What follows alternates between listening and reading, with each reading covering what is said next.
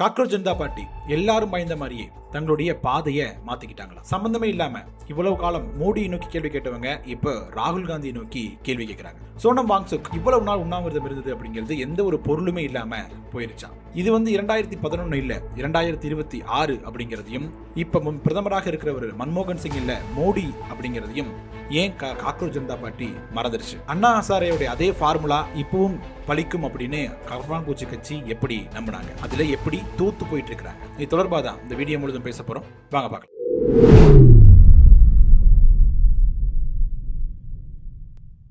வணக்கம் மக்களே, நான் உங்கள் மது கோப்பாசையிலிருந்து. இப்போ இந்தியா முழுதும் மிகப்பெரிய ஒரு பேசு பொருளாக மாறிட்டு இருக்கிறது என்ன அப்படின்னா, சோனம் வாங்சுக்குடைய அந்த உண்ணாவிரத போராட்டம் தான். தர்மேந்திர பிரதான் பதவி விலக வேண்டும் அப்படிங்கிறதும் பாஜகவுக்கு எதிராகவும் ரொம்ப நாட்களாகவே என்ன பண்ணிட்டு இருக்காரு அப்படின்னா உண்ணாவிரத்தை இருந்துட்டு இருக்காரு அப்படின்னு சொல்லலாம். நீதிமன்றமும் அவருடைய உடல்நிலை பரிசோதனை பண்ணணும் அப்படின்னு ஆணையிட்டு அவருடைய உடல்நிலை பரிசோதனை செய்யப்பட்டு கொண்டிருக்காரு. அதே வேளையில இன்னொரு பக்கம் இது பின்னாடி நீக்கிக் கொண்டிருக்கக்கூடிய காக்ரோச் ஜனதா பார்ட்டி தன்னுடைய பாதையை மாத்திக்கிச்சா அப்படிங்கிற மிக முக்கியமான ஒரு கேள்வி கேட்கிறாங்க. அதாவது இப்ப எதிர்கட்சிகளாக இருக்கட்டும், பல்வேறு அமைப்புகளாக இருக்கட்டும் என்ன கேட்கிறாங்க அப்படின்னா, சோனம் வாங்சுக் தன்னுடைய உண்ணாவிரதத்தை முடிச்சுக்கணும். ரொம்ப நல்ல மனிதர் அவர் சோனம் வாங்சுக், அவரோட உண்ணாவிரதம் முடிச்சிடணும். அவருடைய உடல்நிலை ரொம்பவும் மோசமாயிட்டு இருக்குது, இத்தனை நாட்கள் ஆயிடுச்சு, அவரோட உடல்நிலை இந்த மாற்றங்கள் இருக்கு அப்படிங்கிறத பத்தி மட்டுமே தான் பேசுறாங்களே ஒழிய அவர் எந்த காரணத்திற்காக உண்ணாவிரதம் இருக்கிறார் அப்படிங்கிறத மெயின் ஸ்ட்ரீம் மீடியாக்கள் வேண்டுமென்றே புறக்கணிக்கிறாங்க அப்படிங்கிறது தான் இருக்கக்கூடிய மிக முக்கியமான குற்றச்சாட்டாக இருக்குது. அதே நேரத்தில் காக்ரோச் ஜனதா பார்ட்டியினுடைய நிறுவனர்களாக இருக்கட்டும், முக்கியமான தலைவர்களாக இருக்கட்டும் என்ன பேசுறாங்க அப்படின்னா, சோனம் வாங்சுக்குடைய போராட்டத்தினுடைய மைய கருவாகக்கூடிய தர்மேந்திர பிரதானுடைய பதவி விலகல் அப்படிங்கிறத தாண்டி இப்ப அவங்க அதிகமாக முன்வைக்கக்கூடியது என்ன அப்படின்னா, யாரெல்லாம் சோனம் வாங்சுக் அவர்களை பார்த்தாங்க, யாரெல்லாம் பார்க்கல, எந்த கட்சி ஆதரவு தெரிவிச்சு, எந்த கட்சி ஆதரவு தெரிவிக்கல அப்படிங்கிறது தான் அவங்க பேசக்கூடிய முக்கியமான விஷயங்களாகவே இருக்குது. இதன் காரணமாக தான் என்ன சொல்றாங்க அப்படின்னா, காக்ரோச் ஜனதா பார்ட்டி சாமானிய ஒரு எப்போதும் இருக்கக்கூடிய ஒரு அமைப்பு போலவே இருக்கிறாங்க அப்படிங்கிறது தான். இதில் ஹைலைட்டா என்ன பண்ணிட்டாங்க அப்படின்னா, ராகுல் காந்தி ஏன் இன்னும் பார்க்கல, ராகுல் காந்தி இந்த பார்த்துருக்கணும் இல்லையா அப்படிங்கிற கேள்வியை முன் வச்சு தொடர்ந்து தன்னோட கருத்துக்களை நிறைய பேசக்கூடியதை நம்ம பார்க்க முடியுது. ஸோ இப்போ என்ன ஆகிப்போச்சு அப்படின்னா, சோனம் வாங்சுக்குடைய இவ்வளவு உண்ணாவிரதம் அப்படிங்கிறதும் அவர் எதற்காக இவ்வளவு போராடிட்டு இருக்கார் அப்படிங்கிறது மறந்து போய் ராகுல் காந்தி ஏன் பார்க்கல அப்படிங்கிறது தான் மிகப்பெரிய ஒரு பேசு பொருளாக மாறி இருக்குது. அது மிகப்பெரிய பேசு பொருளாக காக்ரோச் ஜனதா பார்ட்டியை மாற்றி இருக்குது அப்படின்னு தான் நம்ம சொல்லணும். கரப்பான்பூச்சி ஜனதா பார்ட்டியினுடைய இந்த ஒரு செயல்பாடுகள் அப்படிங்கிறது எதை ஒத்து இருக்கு அப்படின்னா, 2011 அண்ணா ஹசாரேவுடைய அந்த உண்ணாவிரத்தை ஒத்து இருக்குது அப்படிங்கிற மாதிரி சொல்றாங்க. இப்ப இருக்கக்கூடிய பிராக்டிகலா திங்க் பண்ணி பார்த்தோம் அப்படின்னா, இது 2026 2011 கிடையாது. அண்ணா ஹசாரேக்கு நடந்தது இப்ப நடக்காது அப்படின்னு நம்ம எல்லாருக்குமே தெரிந்த ஒன்றுதான். அப்படி இருந்தும் கூட எதற்காக இந்த சேம் ஃபார்முலா பின்பற்றப்படுது அப்படின்னு நம்ம தெரிஞ்சுக்கணும். அப்படின்னா 2011 எப்படி காங்கிரஸ் அண்ணா ஹசாரேல மிகப்பெரிய அடி வாங்க அப்படி நம்ம தெரிஞ்சுக்கணும். 2011 பொறுத்த வரைக்கும் போராட்டத்தை முன்னின்று நடத்தவர் அண்ணா ஹசாரே அப்படின்னு சொன்னாலும் கூட, அவருக்கு பிறகு இருக்கக்கூடிய ஒரு மாஸ்டர் மைண்ட் யாரு அப்படின்னா அரவிந்த் கெஜ்ரிவால். அப்ப இருக்கக்கூடிய சிச்சுவேஷன் எப்படி இருந்துச்சு அப்படின்னா, இப்ப நம்ம ஊழல் குற்றச்சாட்டுகள் பல்வேறு தரப்பிலிருந்து முன் வச்சிட்டு இருக்காங்க. ஆனா அப்ப ஊழல் குற்றச்சாட்டை யாரு சொன்னது அப்படின்னா சிஏஜி, அதாவது மொத்த இந்தியாவினுடைய கணக்கையும் தணிக்கை பண்ணக்கூடிய ஒரு தணிக்கையாளர் தான் சிஏஜி சொல்லுவாங்க. அவர் நேரடியாக அப்ப இருக்கக்கூடிய காங்கிரஸ் கவர்மெண்ட் மீது இவ்வளவு ஊழல் நடந்துச்சு அப்படின்னு அபிஷியலாக ஒரு ரிப்போர்ட்டை கொடுக்கிறார். அது மக்கள்கிட்ட மிகப்பெரிய ஒரு விவாதத்தை ஏற்படுத்துது. மெயின் ஸ்ட்ரீம் மீடியாக்கள்ல மிகப்பெரிய விவாதமாக கடந்த ஒரு மாதம் 2 மாதம் காலத்துக்கு வேற எந்த டாபிக்குமே கிடையாது, இந்த ஒரே டாபிக் தான் தொடர்ந்து பேசப்பட்டு இருக்குது. பல்வேறு இன்டர்வியூஸ் எடுக்கப்படுது, டிபேட் நடக்குது, எல்லாத்திலும் இந்த ஒரே டாபிக் தான் பேசுறாங்க. மக்கள் மனதில் போய் பதிஞ்சிருச்சு அப்படின்னு சொல்லலாம். அப்போ சோசியல் மீடியாக்களுடைய வலு அப்படிங்கிறது பெருசா இல்லை. மெயின் ஸ்ட்ரீம் மீடியாக்கள் என்ன சொல்றாங்களோ அதுதான் மக்களுக்கு வேத வாக்காக இருந்துச்சு. அதை சரியாக பயன்படுத்திக்கிச்சு ஆப்போசிட் பார்ட்டி அப்படின்னு நம்ம சொல்லலாம். அந்த நேரத்தில் காங்கிரஸ் கவர்மெண்ட் இருக்கக்கூடிய மிகப்பெரிய ஒரு மைனஸ் பாயிண்ட் என்ன அப்படின்னா, அப்ப சோனியா காந்தி தான் காங்கிரஸ் ஃபுல்லா லீட் பண்ணி அதிகமான முக்கிய முடிவுகளை அவங்க எடுத்துட்டு இருந்தாங்க. மன்மோகன் சிங் பிரதமராக இருந்தாலும் கூட நிழல் பிரதமராக சோனியா காந்தி தான் இருக்கிறாங்க. அந்த சம்பவங்கள் நடக்கக்கூடிய அந்த டைம்ல பாத்தீங்க அப்படின்னா, சோனியா காந்தி உடல்நலக் குறைவு காரணமாக வெளிநாட்டுக்கு போயிடுறாங்க. அப்போ முழு பொறுப்பும் ஏற்க வேண்டிய பொறுப்பு, அதுக்கு பதில் சொல்ல வேண்டிய கடமை அப்படிங்கிறது மன்மோகன் சிங்க்கு இருக்குது.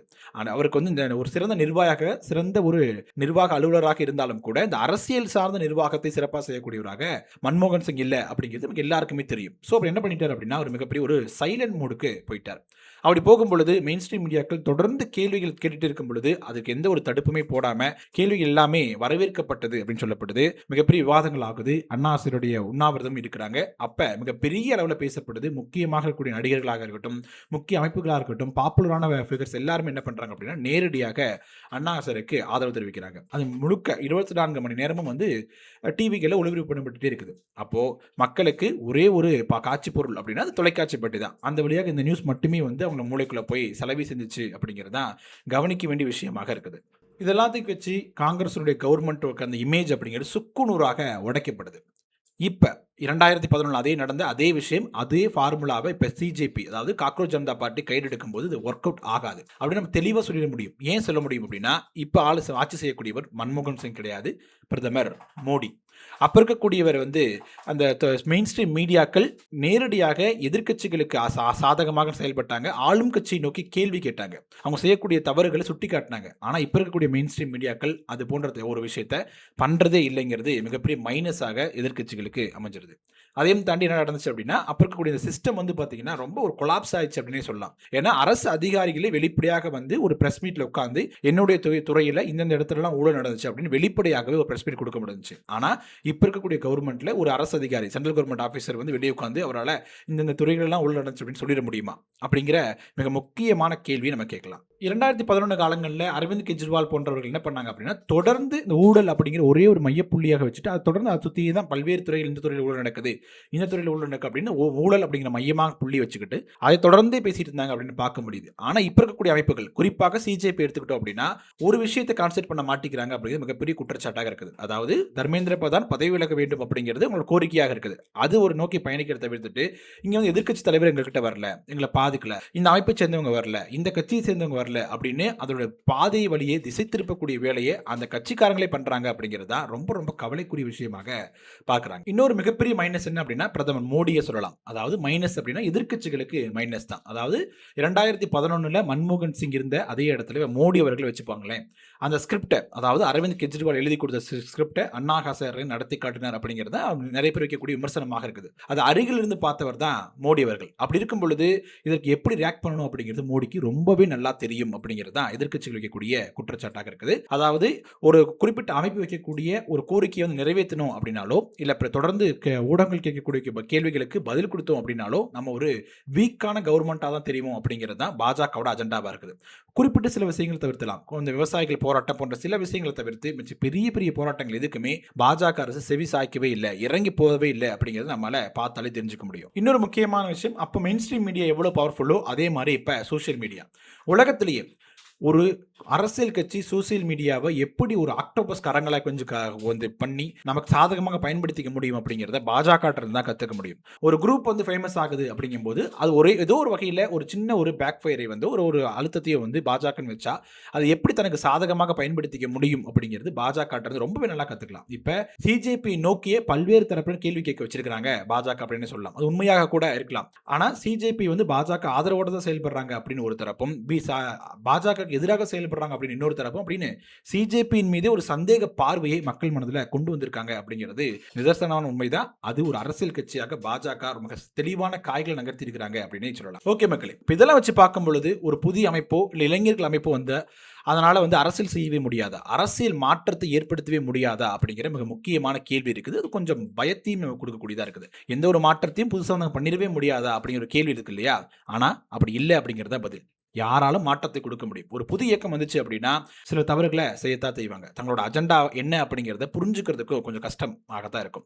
அந்த அஜெண்டாவை மக்கள்கிட்ட கொண்டு போய் சேர்க்கறது அதை விட கஷ்டமாக இருக்கலாம். அதுக்கான கொஞ்சம் காலமும் எடுக்க தான் செய்யலாம். அதே நேரத்தில் 15 ஆண்டுகள் ஆட்சியில் இருக்கக்கூடிய ஒரு கட்சி மீது இருக்கக்கூடிய ஆன்டி இன்கம்பென்சியை எந்த அளவுக்கு சரியாக பயன்படுத்திக்கிறாங்களோ அந்த அளவுக்கு அந்த இயக்கம் அப்படிங்கிறது அடுத்த கட்டத்தை நோக்கி நகரும் அப்படிங்கிறது தான் அரசியல் விமர்சகர்கள் சொல்லக்கூடிய மிக முக்கியமான பாயிண்டாக இருக்குது. இன்னும் நம்ம புரிஞ்சுக்க வேண்டிய ரொம்ப யதார்த்தமான விஷயம் என்ன அப்படின்னா, இப்போ இருக்கிறது 2026, 2011, அதாவது ஒரு சகாப்த மாற்றமே நிகழ்ந்திருக்கு அப்படின்னு சொல்லலாம். இப்போ இருக்கக்கூடிய பிரதமர் அப்படிங்கிறது நேரடியாக அடுத்த லெவல் பாலிடிக்ஸ் செய்யக்கூடிய ஒரு பொலிட்டீஷியனாக இருக்கிறார் அப்படிங்கிறத நம்ம ஏற்றுக்கிட்டது ஆகும். அதே நேரத்தில் மெயின் ஸ்ட்ரீம் மீடியாக்கள் வந்து பார்த்தீங்கன்னா எதிர்க்கட்சிகளுடைய அஜெண்டாக்கோ இல்லை ஆளும் கட்சியோட அஜெண்டாக்கோ செயல்படாமல் அவங்க தங்களுக்குன்னு ஒரு அஜெண்டா வச்சுக்கிட்டு அதன் மூலம் செயல்பட்டால் மட்டும்தான் இது பெரிய இந்த மாணவர் இயக்கம் போன்ற போராட்டங்கள் மக்கள் மனதில் கொண்டு போய் சேர்க்க முடியும் அப்படிங்கிறதும் நிதர்சனமான உண்மைதான். ஓகே மக்களே, நம்ம வீடியோவோட இறுதி பகுதிக்கு வந்துட்டோம். சிஜேபி போன்ற மாணவர் இயக்கங்கள் இருக்க களத்தில் இறங்கக்கூடிய இந்த மிகப்பெரிய போராட்டமாக இருக்கட்டும், சோனம் வாங்சுக்கூடிய இந்த நீண்ட கால உண்ணாவிரத போராட்டமாக இருக்கட்டும், இது அரசியல் களத்தில் என்ன மாதிரியான தாக்கத்தை ஏற்படுத்தும்? இவங்க பாதி தவறி போகும் பொழுது எந்த மாதிரியான எதிர் தாக்குதலை இவர்களுக்கு கொடுப்பதற்கான வாய்ப்புகள் இருக்கு அப்படின்னு நினைக்கிறீங்க அப்படிங்கிறத கமெண்ட் செக்ஷன் சொல்லுங்க. வீடியோ பிடிச்சிருந்துச்சு அப்படின்னா லைக் பண்ணுங்க, ஷேர் பண்ணுங்க, கோபாஸ் யூடியூப் சேனல் சப்ஸ்கிரைப் பண்ணிக்கோங்க. தொடர்ந்து பேசுவோம். நன்றி.